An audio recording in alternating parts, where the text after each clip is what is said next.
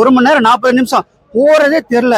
Music first hero, second hero Aadhi, third hero பார்த்தீங்கன்னா நட்ராஜ், 4வது முனிஷ்காந்த். அம்மா டி எப்படி ஒரு கேரக்டர்! இந்த கேரக்டர் வந்து அவர் நினைச்சா கூட பண்ண முடியாது, அந்த மாதிரி பவர்ஃபுல்லான கேரக்டர். ஹரிஷ் உத்தமன் வர்றாப்புல, எல்லாருமே வந்து சரியான ஸ்பேஸ் கொடுத்துருக்காப்ல. இவன் தான் ஹீரோ, இவன் தான் ஹீரோன்றதான் எதுவுமே இல்லை. ரொம்ப சூப்பரா இருக்கு.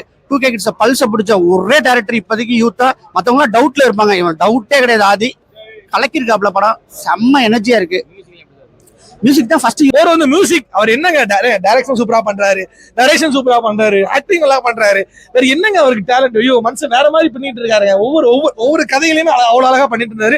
என்ன பொறுத்தளவு படம் super hit, mass, class. And எனக்கு ஆக்சுவலா ஃபர்ஸ்ட் இந்த சிஜி மட்டும் நம்ப முடியல. ஓப்பனா சொல்ல போனா இந்த புளியை வச்சு இப்படி காமிக்கிறாங்க, புளி இப்படி செஞ்சா போயிடும் அப்படின்னு, அது மட்டும் கொஞ்சம் அவாய்ட் பண்ணிருக்கலாம். புளி அது வேணான்ற மேபி இன்ட்ரோ காண்டி, இந்த தளபதி விஜய் இன்ட்ரோ காண்டி இப்படி பண்ணுவாங்கல்ல, அந்த மாதிரி ஒரு இன்ட்ரோ காண்டி பண்ணிருக்காங்க. அது அக்செப்ட் பண்ணக்கூடியது இல்லை. பட் ஓகே, படமா பார்க்கும்போது நம்ம அக்செப்ட் பண்ணி தான் ஆகணும். அது நம்ம சொல்லிக்கலாம். எல்லாரும் சமம் அப்படின்ற ஒரு விஷயத்த எப்படி நம்ம கொரோனா வரும்போது உணர்ந்தோமோ, எப்படி நம்ம ஃபிளட் வரும்போது உணர்ந்தோமோ, இந்த படமும் அது உணர்த்தும். கண்டிப்பாக இப்ப தமிழருக்கு ஒரு பெரிய சொல்லிட்டேன். சில படம் உண்மையிலே அவ்வளவு அருமையா இருந்துச்சு. கதை ஒண்ணுமே இல்லைங்க.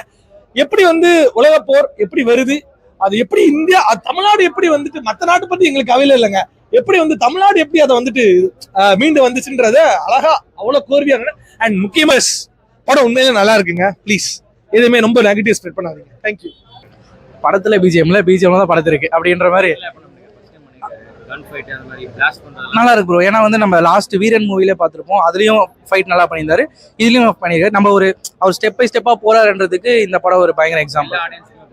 இது கண்டிப்பா எல்லாருக்கும் பிடிக்குமான்றதை விட பார்த்தா ரொம்ப நல்லா இருக்கும் ப்ரோ. ஏன்னா நிறைய என்ன சொல்ல வராங்கன்றது, இந்த கடைசி உலக போர்ன்றது எப்படி இருக்கும் வந்தா அப்படின்ற சொல்றாங்க. மெயின் தீம் வந்து என்னன்னா, என்னதான் வந்தாலும் லாஸ்ட்ல மனுஷங்களுக்கு மனுஷங்க தான் அப்படின்னு ஒரு விஷயம் சொல்லியிருக்காங்க. இன்னும் நிறைய சர்ப்ரைஸ் எல்லாம் வந்து எண்டில் இருக்கு. அது வந்து கண்டிப்பா அவங்களுக்கு பார்த்தா ரொம்ப சர்ப்ரைஸ் ஆவாங்க. நான் ஒரு பெரிய விஷயம் சொல்லணும். ஏன்னா குழந்தைங்களுக்கும் அது தெரியணும். நம்ம புக்லயே படிச்சுட்டு இருக்கோம், ஸ்கிரீன்ல நம்ம பார்க்கணும்ல. அதே நேரத்துல படமா பார்க்கும்போது ஒரு சின்ன சின்ன காமெடிஸ், லவ், அரசியல், இந்த விஷயங்கள்லாம் காமிச்சிருந்தாங்க. இதெல்லாம் தாண்டி எனக்கு அந்த உலக போற உண்மையில ஒரு ரியாக்ஷன்ஸோட சில விஷயங்கள்லாம் காமிச்ச விதெல்லாம் ரொம்ப நல்லா இருந்தது. Fight mass. எனக்கு நட்டி சார் தான் ரொம்ப பிடிச்சிருந்துச்சு. இந்த படம் முழுக்கவே நட்டி சாரை தான் டிராவல் பண்ணி போகுது.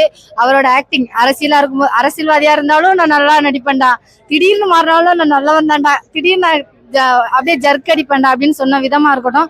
கடைசி இந்த படத்துல ஒரு விஷயம் சொல்லியிருப்பாங்க, இந்த உலகமே அழிஞ்சு ஒரே ஒரு மனுஷன் மட்டும் உயிரோட இருந்தானா அவன் தேடுற அடுத்த விஷயம் பொண்ணோ பொருளோ எதுவுமே கிடையாது, இன்னொரு சக மனுஷனை தான் அப்படிங்கிற விஷயமா இருக்கட்டும். நம்ம